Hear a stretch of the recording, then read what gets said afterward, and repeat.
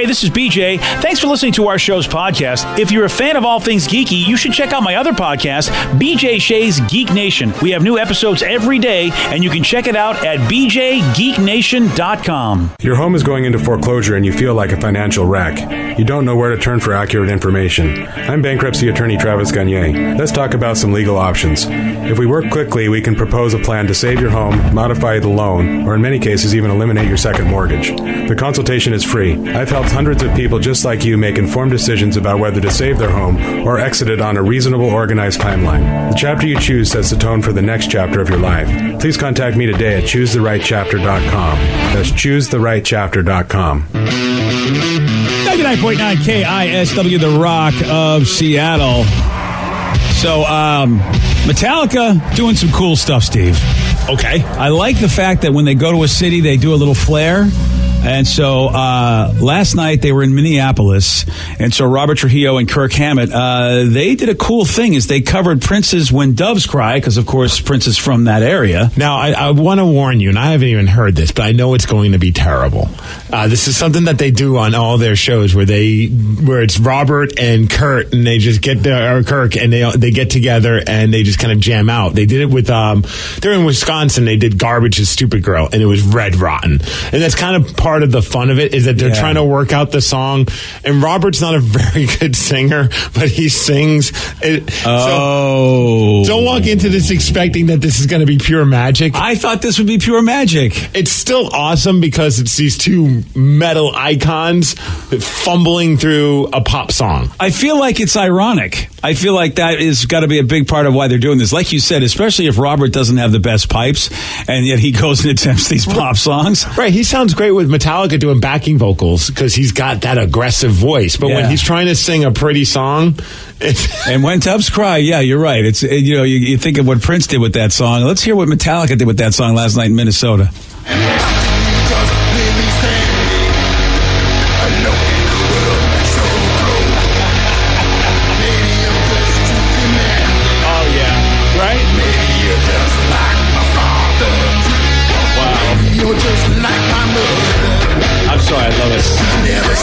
I love this. Oh, yeah. I love this. It's pretty bad, but it's also like that awesome bad. Oh, yeah, dude. Oh, yeah. I mean, it sounds like high school trying to learn a song together. That's what I love about it. You're right, Steve. The way you described it was perfect. Right. It's not good. Yeah, it's so good because it's not good. And I love on the comments because they post some of these. Metallica posted on their own YouTube page the one that they did with Garbage, the one where they covered Garbage's Stupid Girl, which is, it's a tough one to go through. And one of the comments just cracked me up. It just said, I wish they would stop doing these. Oh, no.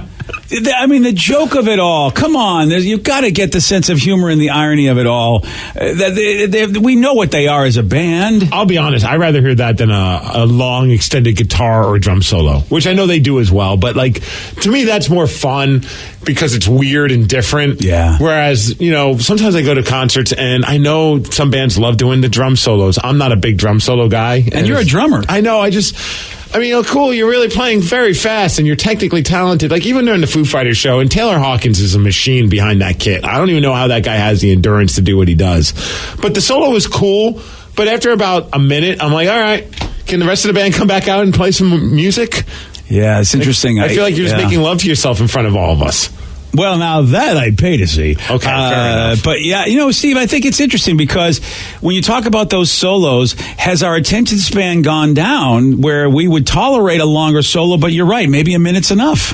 Well, no, I've never been a fan of it. Even when I was younger, I never really liked those long drum solos. I don't mind a quick one or something that's involved with the band. I love how Godsmack does it. I got to give those guys props because they do a crazy drum solo, but then they also incorporate the other instruments and they kind of do a medley of songs and they jam out to that. So it's unique and different where sometimes when you're watching a guy, he plays really fast, and then he looks at the crowd and goes, and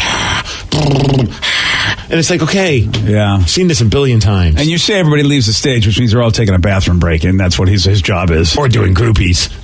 Oh, well, now. That's how they used to do it back in the day, man. Oh, is that how they did groupies? The guy would do a drum solo and you did the groupie? Oh, you never heard the Def Leppard story? No, I don't know this story. Oh, well, one of the members is doing a solo. The rest are banging chicks. Oh, what? Yeah. Well, that's for the one person. Well, he's got to do what he's got to do. Just take one for the team, I guess. I bet it's the least attractive member of the band. All right, do the solo. No girl wants to have sex with you. Aw.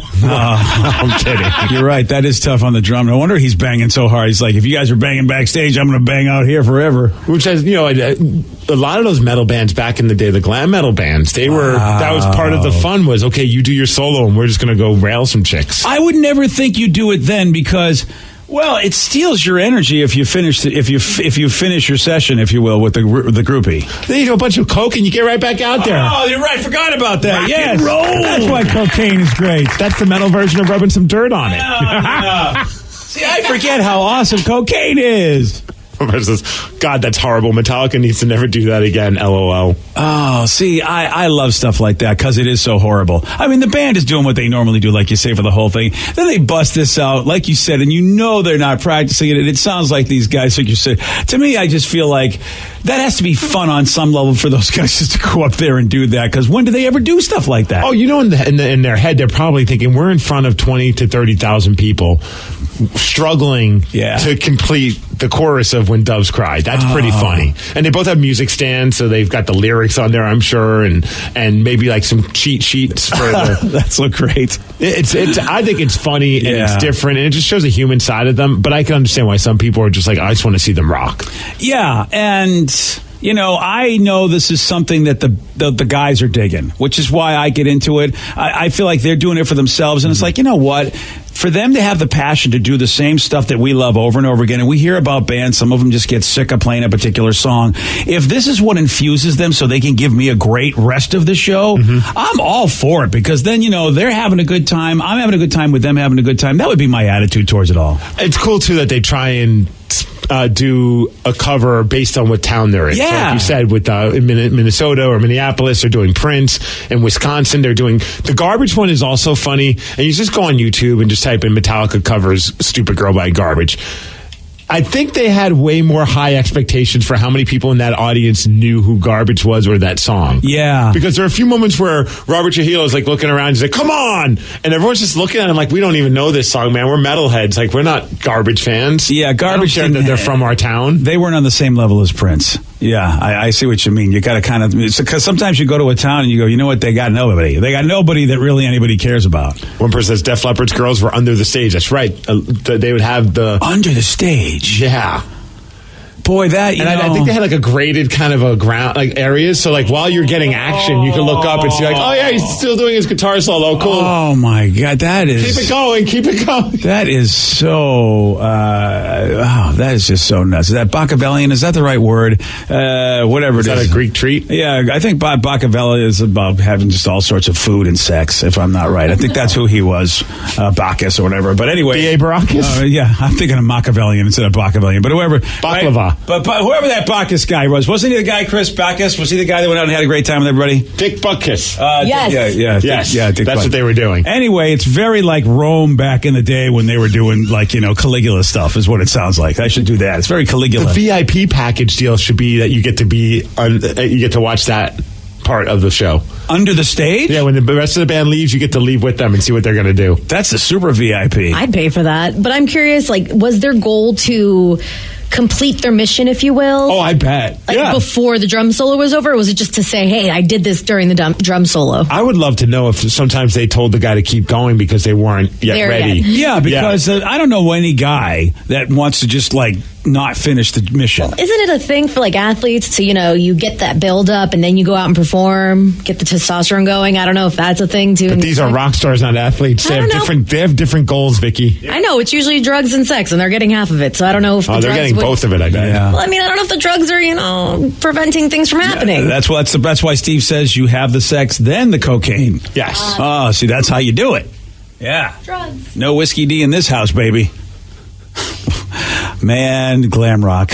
Oh, dude, the 80s must have been nuts. The 80s was nuts. Yeah, it was. In everything. I was doing comedy in the 80s, and everybody was just doing everything. I mean, you just think about Def Leppard, Bon Jovi, all the ones that were these hair metal bands that were popular with the ladies. It just must have been a free-for-all. I didn't get any of it. That's the sad thing. Well, you didn't have sweet feathered hair. Yeah, I didn't sweet feathered hair. I mean, I didn't even get into comedy groupies. I didn't even get any of that. My life was what it was. But they had a good time. All right, so I have to tell you about this woman who faked her own kidnapping. Why? Well, it's all because she is a terrible boss. Steve will tell you all about it. He's got the news for you at 6:17. BJ and Migs, mornings on The Rock, 99.9 KISW. 99.9 KISW, The Rock of Seattle. Well, he's no Pulitzer Prize winner. Hell, he can't even pronounce Pulitzer. This is News with Steve Miggs. Well, thanks, you guys. Thanks to the Shane Company for giving us news and sports. And it's a very special day. Well, hi, just for Uncle Chris on our show. Oh, it's really? National Read a Book Day. Oh, yeah, you're right. Anyone else reading a book today? No.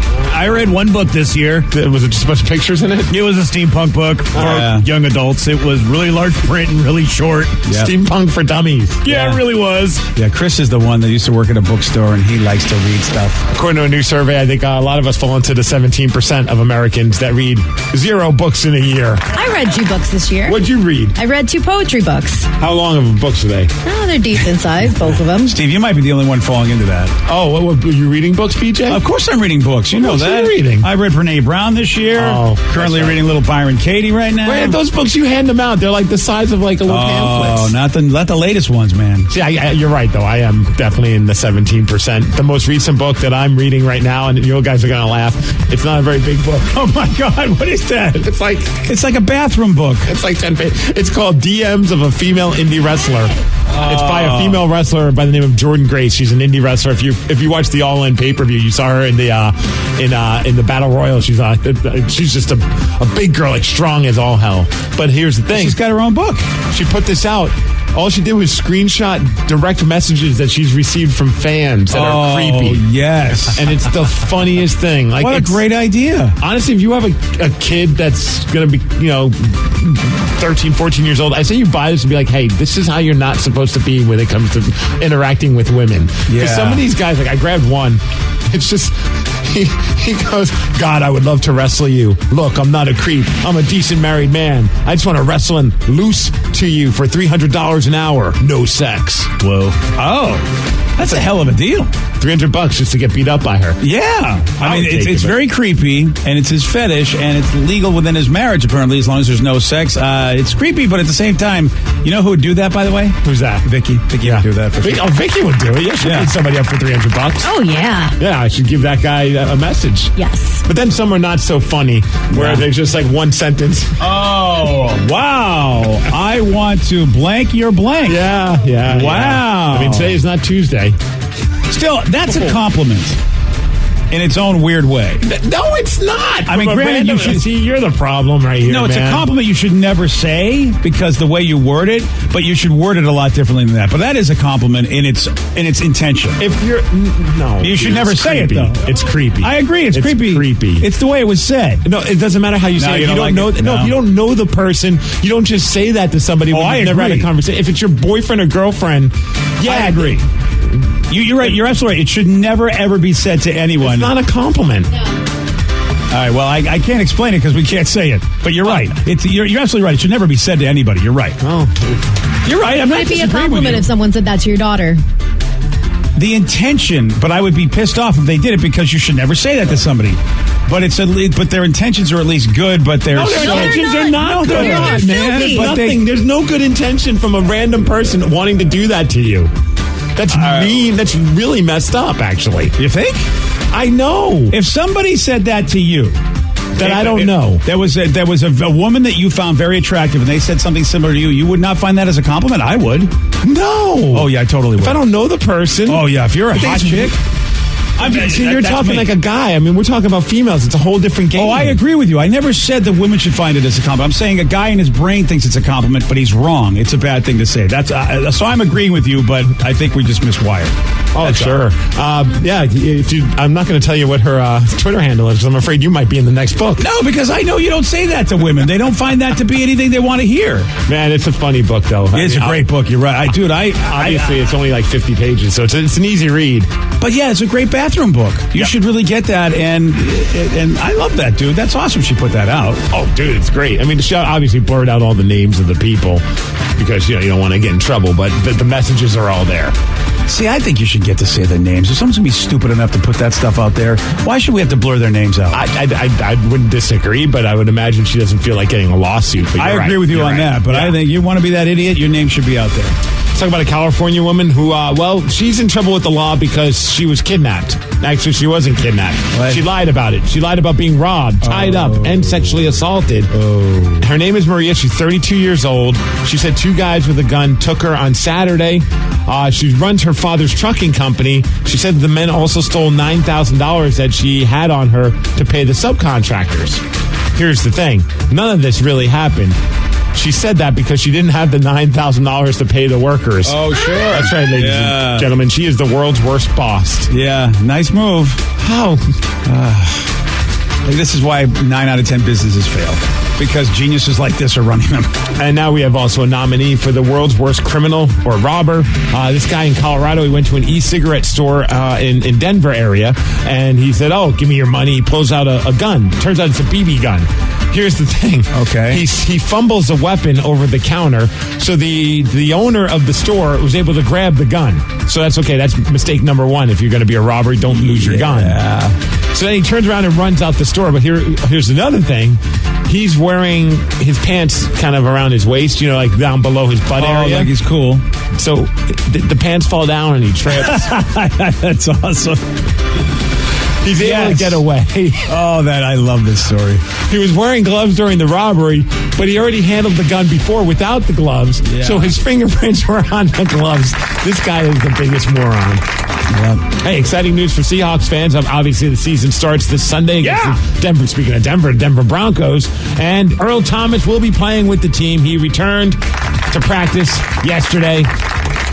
It says, he put out an Instagram post right before that saying, I never let my teammates, city, or fans down as long as I've lived. I don't plan on starting this weekend. With that being said, the disrespect has been well noted and will not be forgotten. Father Time may have an undefeated record, but best believe I plan on taking him into triple overtime when it comes to my career. Also, he didn't want to continue to get fined. He was going to lose $500,000 a game because that would be his game check if he didn't show up. So that's a lot of money. He obviously could be fined for the stuff that he missed during the preseason and during training camp. But from what I heard, the Seahawks aren't going to enforce those fines. So that's what's going on. So it'll be nice to have Earl Thomas back with the team with a chip on his shoulder, trying to show Father Time that he's not done. Yeah, and I think that's a respectful thing if they're going to actually not fine him. Right. Yeah, you know what? We're going to talk to Walter Jones later on. I would love to understand. I mean, we don't have to talk about Earl Thomas, but just in general, I want to understand the respect thing when it comes to these contracts. I don't get it, and I want to get it. Yeah, I think for them, I remember hearing one guy's like, when you're the highest paid, that's the ultimate sign of respect. So, yeah, the money's important, but it's more about almost like the bragging rights of being the highest paid. That shows respect in the mind of an athlete. That's dumb. I don't disagree. Yeah, that's really dumb. I could be the lowest paid football player and be happy, but then again, I have no skills and I can't throw a spiral. Yeah. So, I mean, I'm not going to be able to make that happen anytime soon. I think you're ready to be the highest paid, buddy. Walter did put out a tweet yesterday, and we have Walter Jones, Seahawk legend, Hall of Famer. He put out a tweet regarding Earl. He says, Earl's returning to the Hawks today. You know why? There was too much money on the table. I spoke about this during the summer. Oh, all right. So he had a feeling about that he was going to come back because he's, like we said, $500,000 a game. What does Walter Jones know? It's not like he's in the Ring of Honor or anything in Hall of Fame. What the hell's that? He knows nothing. All right. Mariners won yesterday, 5-2, beating the Baltimore Orioles. That almost helps. A little bit. Up next, tomorrow they take on the Yankees. Dude, here's what they got to do.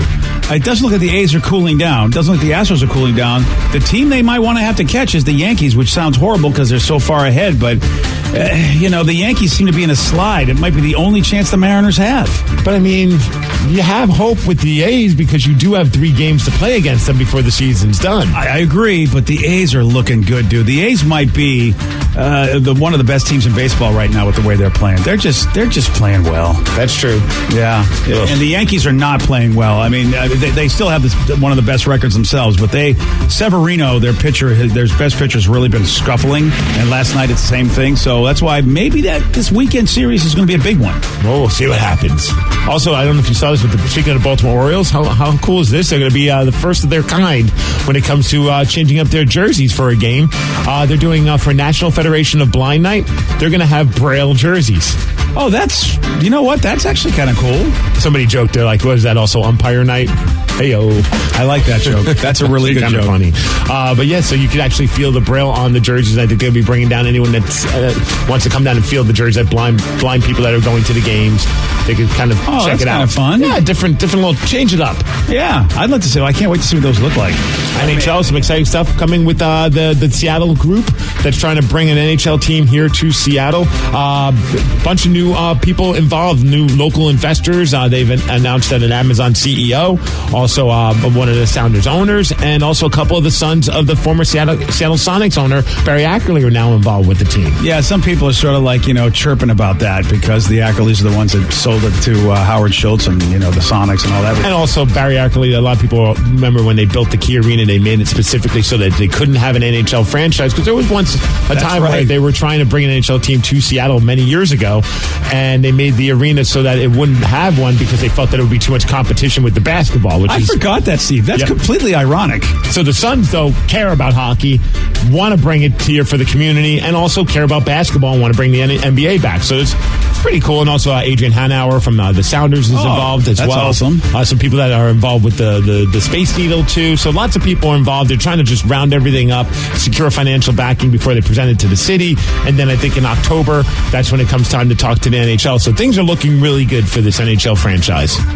I happen to know one of the big wigs at the Space Needle. What a smart idea. Because doesn't that do even better for the Space Needle if, in fact, this gets done? I also love that the NHL, you just got to love the NHL. It's kind of a different way of approaching things when it comes to their players. They actually had to put out a statement saying, we got to talk to our hockey players and ask them to stop doing keg stands on the Stanley Cup.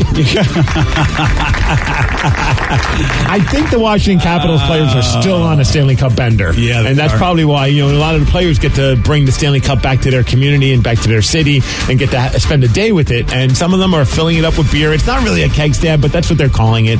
They fill it up with beer and you kind of get propped up while holding the Stanley Cup bowl and you sip out of it. Yeah. But they feel that it could damage the trophy, so they said, we asked them politely not to do it. We're trying to preserve the history of the Stanley Cup. So a formal ban on keg stands is under consideration. Well, good luck to you on that one, because asking them politely is about the best you're going to be able to do. What other sports organization has to worry about that with their trophy? Dude, it's the working man's sport. It's awesome. It really is. That's why hockey's great. As far as weather, 81 degrees, and thanks to the Boats Afloat show in Lake Union for giving us news and sports. Oh, you're very welcome. You know what I mean? Because they're very nice people over there at Boats Afloat. So I know they would thank you, Steve, specifically. A lot of stuff going down, man. I mean, if it's sports-wise, man, we're starting to get into it. October, I think they say, is like the best sports month ever because you got the baseball playoffs, football's in full swing. Mm-hmm. You got the beginning, I think, basketball season as well as all the college football going on. Yep. October's like the holy grail for sports people. Everything's happening. Everything's happening. All right, Steve, so you still have hope about the Mariners. You still true to the blue? It's now time. Keep fighting. I'm definitely on the edge. Yeah. But they still do stuff to me to make me still have hope. Yeah. And it's that 3 games.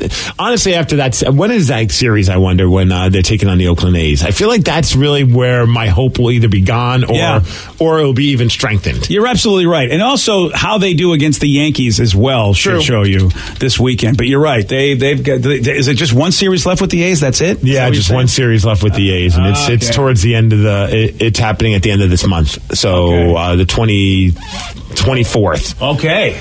Yeah, that's 3-game series. All right. Is it at home? Let's see. Yes. Okay, so this will be big doings. And that's the second to last series in September. Yeah. Okay, and then they got the Rangers, which they should they should beat the hell out of the Rangers. If they don't, they have no business being in there. They have 2 series with the Rangers. Okay, so that's good. That's helpful because that's a team they're better than. Yep.